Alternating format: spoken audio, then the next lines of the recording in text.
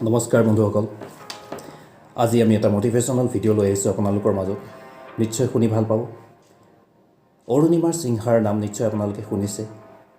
তেখেত এভাৰেষ্টত আৰোহণ কৰা প্ৰথম বিকলাংগ মহিলা আছিল।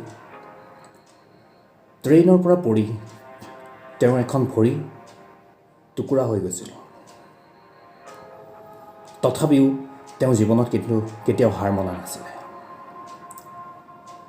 তেখেতৰ মনত এটা অদম্য সাহস আছিল আৰু এটা অদম্য আত্মবিশ্বাস, যাৰ ফলত তেওঁ সেই এখন ভৰি ওপৰত থিয় হৈ পেলাই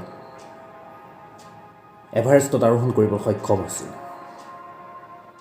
অৰ্থাৎ অৰুণিমা সিংহাৰ কাহিনীৰ পৰা আমি এটা কথা শিকিব পাৰোঁ, যদি জীৱনত মানুহৰ সাহস আৰু আত্মবিশ্বাস প্ৰচুৰ পৰিমাণে থাকে, তেনেহ'লে মানুহে জীৱনত সকলোবোৰ কাম কৰিব পাৰে। ভাল বেয়া দিন আহিবই। প্ৰতিগৰাকী মানুহৰ জীৱনত হতাশা, নিৰাশা, ভাল বেয়া দিন এইবোৰ আহি থাকিব। কিন্তু তাৰ মাজত নিজৰ কেতিয়াও সাহস আৰু আত্মবিশ্বাস কেতিয়াও কোনো মানুহে হেৰুৱাব নালাগে। যদি লক্ষ্য X থাকে, যদি সাহস মনত থাকে, যদি আত্মবিশ্বাস নিজৰ ওপৰত থাকে, তেনেহ'লে প্ৰতিগৰাকী মানুহ নিজৰ লক্ষ্যস্থানত উপনীত হ'ব পাৰে।